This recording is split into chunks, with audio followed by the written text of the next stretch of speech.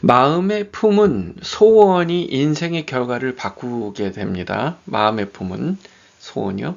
마음에 품은 것이 무엇이냐에 따라 그 결과가 바뀌는 겁니다. 아담과 하와는 그들의 마음에 하나님으로부터의 독립을 꿈꿨습니다. 하나님이 주시는 것만 가지고는 싫다.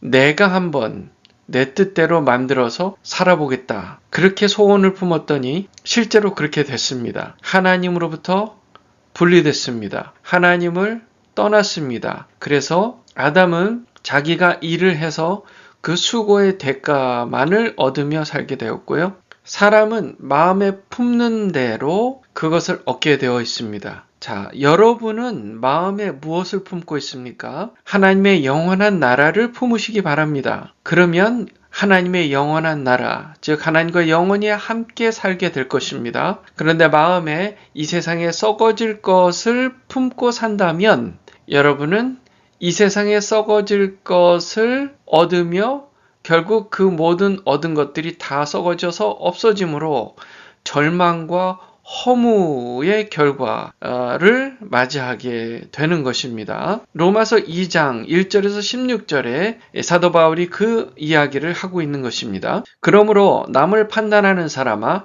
누구를 막론하고 내가 핏기하지 못할 것은 남을 판단하는 것으로 내가 너를 정죄함이니 판단하는 내가 같은 일을 행함이니라. 여기서 판단이란 말을 주목해 보세요. 그 판단이란 말이 이렇게 반복돼서 나오는데요. 다음 구절 하나님의 심판이라는 말과 대조됩니다. 이런 일을 행하는 자에게 하나님의 심판이 진리대로 되는 줄 우리가 아노라. 판단하는 사람은 왜 남을 판단합니까? 나의 의, 내가 옳은 것의 기준은 바로 나라는 인식 때문에 다른 사람을 판단하는 겁니다.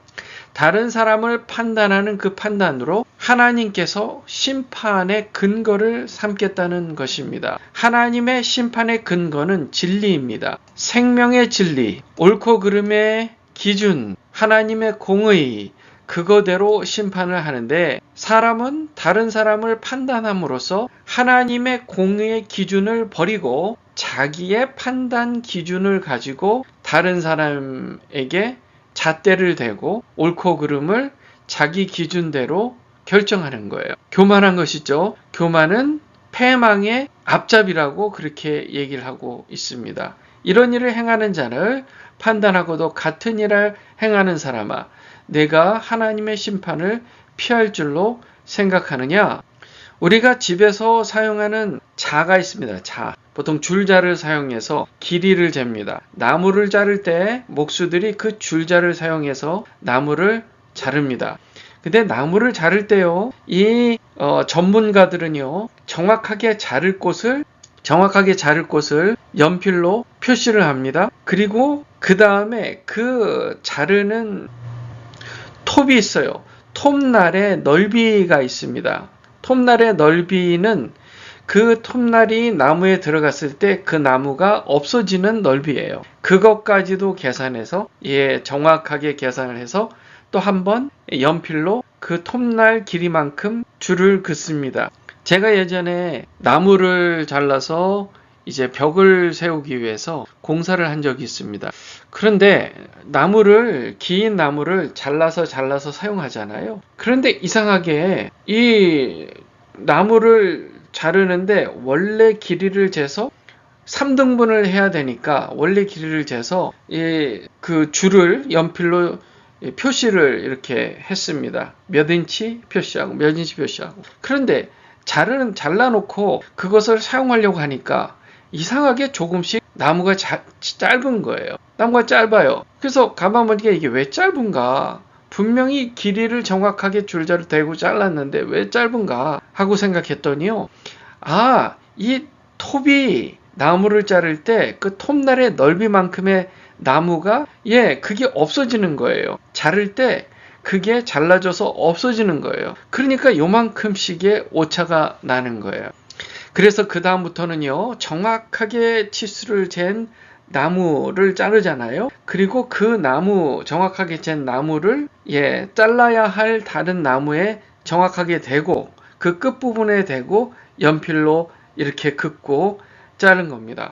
자, 그렇게 해서 정확하게 자르면서 제가 느꼈던 게 있어요. 아, 이게 사람이 이렇게 오류가 많구나. 그러니 내가 누군가를 판단하고 정죄하고 하는 것이 하나님 앞에 얼마나 가소로울까. 하나님께서 판단하실 때의 그 판단을 심판이라고 하는 거고요. 사람이 판단하는 것은 그냥 주관적인 판단이라고 하는 것입니다. 왜냐하면 하나님의 심판은 진리대로 심판하시는 것이기 때문에 그것은 심판입니다. 사람은 판단하는 것, 주관적 판단밖에 못하는 것입니다. 만약 제가요, 고집스럽게 내가 하는 방법이 맞아. 이건 뭔가 나무가 잘못됐든 나무를 파는 사람들이 잘못된 나무를 줬든 아니면 사용하는 줄자가 잘못됐든 그렇게 해서 제가 막 고집을 부리고 제 뜻대로 계속했다면 아마 계속해서 치수가 안 맞고 공사가 완전히 망쳐졌을 것입니다. 마찬가지로 사도 바울은요, 오늘 이 말씀에서요, 고집을 부리고 회개하지 아니하는 마음을 하나님은 거기에 대해서 진노하신다고, 그래서 심판하신다고 말씀하고 계십니다. 4절, 혹 내가 하나님의 인자하심이 너를 인도하여 회개하게 하심을 알지 못하여 그의 인자하심과 용납하심과 길이 참으심이 풍성함을 멸시하느냐? 다만 내 고집과 회개하지 아니한 마음을 따라 진노의 날, 곧 하나님의 의로우신 심판이 나타나는 그날에 임할 진노를 내게 쌓는도다. 하나님께서 각 사람에게 그 행한 대로 보응하시되. 하나님은요, 인자하셔서 우리를 인도하시면서 회개할 때까지 기다려주시는 그 인내하심이 있고 용납하심이 있다는 것입니다. 그 참으심이 너무 풍성하세요.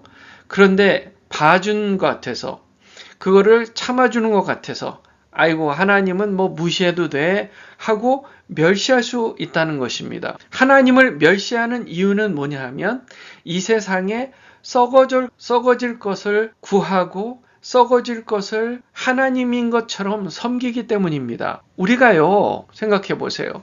정말 영원한 생명, 하나님과 영원히 함께하는 것을 사모하고 그것을 쫓아가는 사람이라면 우리가 갖고 있는 주관적인 기준을 최대한 빨리 회개하고 버리고 영원하신 하나님의 진리의 말씀에 나를 쳐서 복종시키려고 할 겁니다. 그런데요, 반대로 만약에 내가 이 세상의 것을 쫓아가며 썩어질 것을 사모하고 분명히 하나님이 그것을 분명히 싫어하실 것을 알기 때문에 하나님의 기준을 자꾸 무시하려고 하는 거예요.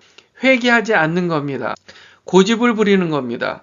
그러면 그 결과는 차곡차곡 쌓여서 결국 그 보응을 스스로 맞이해야 되는, 자기 스스로 원래 자기가 원했던 대로 자기가 행했던 대로 그 결과를 고스란히 자기가 다 책임을 져야 되는 그런 상황이 되는 것입니다. 우리가 참고 선을 행하여 영광과 존귀와 썩지 아니함을 구하는 그런 사람이라면 그런 자에게는 영생으로 하신다는 것입니다. 영생을, 그 결과는 영생이에요. 만약 여러분이 선을 행하고 영광과 존귀와 썩지 아니함을 구하는 사람이라면 그것은 곧 영생을 구하는 것이고 그런 사람의 결과는 하나님께서 그것을 영생으로 갚아주신다는 거예요. 반대로 오직 당을 지어 진리를 따르지 아니하고 불의를 따르는 자에게는 진노와 분노로 하시리라. 그러니까 당을 지어서 진리를 따를 생각을 안 해요.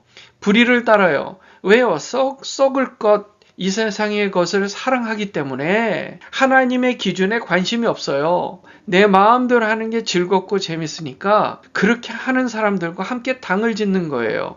그런 사람은 결국 하나님과 분리돼서 하나님의 진노와 분노의 결과를 맞이하게 될 것을 지금 말씀하고 있는 것입니다. 악을 행하는 각 사람의 영에는 환난과 곤고가 있을 뿐입니다. 유대인이든 헬라인에게든 다 마찬가지로 그 결과가 똑같다는 겁니다. 선을 행하는 선인도 마찬가지예요. 영광과 존귀와 평강이 있는데 그 율법을 잘 알고 있는 하나님 율법을 받은 유대인에게도 헬라인에게도 다 마찬가지라는 거예요. 다 마찬가지예요.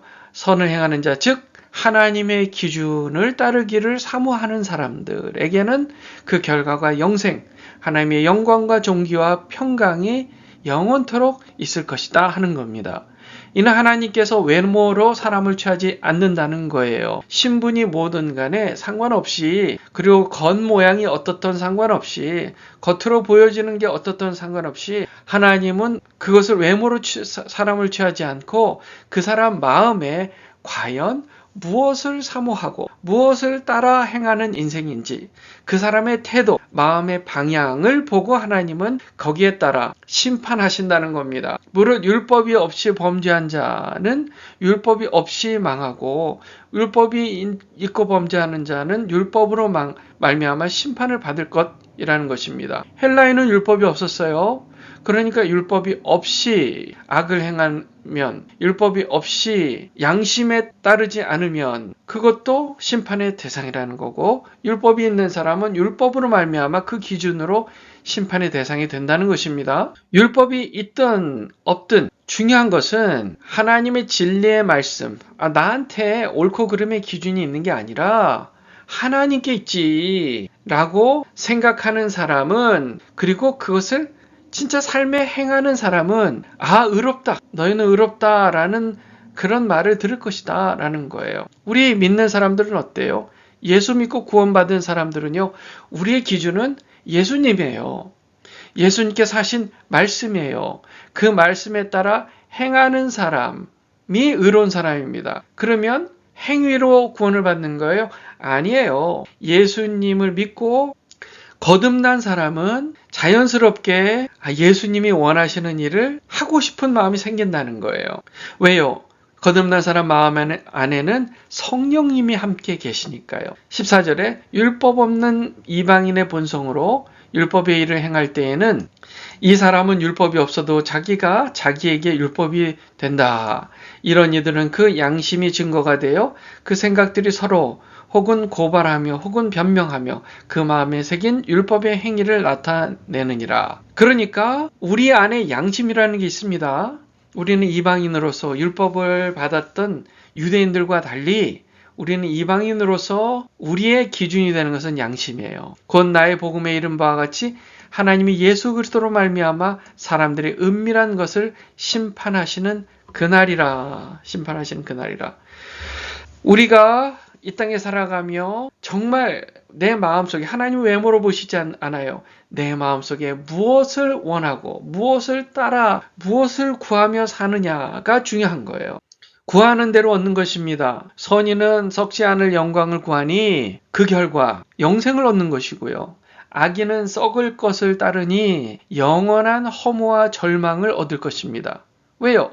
따르던 것을 얻긴 얻었어요. 그러나 그 모든 것은 다 썩어 없어질 것이기 때문에 그렇습니다. 여러분은 이 둘 중에 무엇을 구하고 있으십니까? 선인으로서 썩지 않을 영광을 구하시길 주님의 이름으로 축원합니다. 그것이 바로 그 길. 나는 썩지 않을 영원한 것, 영광을 구한다. 이렇게 구하는 사람 마음에는 어떻게 하면 내가 그 영광을 얻을 수 있을까? 이 세상에서 썩을 영광이 아니라 영원한 영광을 어떻게 얻을 수 있을까 했을 때 그 방법, 예수 그리스도의 십자가밖에 없다는 사실을, 그것을 알고 예수님 붙들고 구원받아 정말 하나님의 자녀되어 사는 사람인 줄 믿습니다. 그 사람이 바로 영생을 얻는 사람입니다. 저와 여러분이 그런 인생 사시기를 주님의 이름으로 축원합니다. 기도하겠습니다.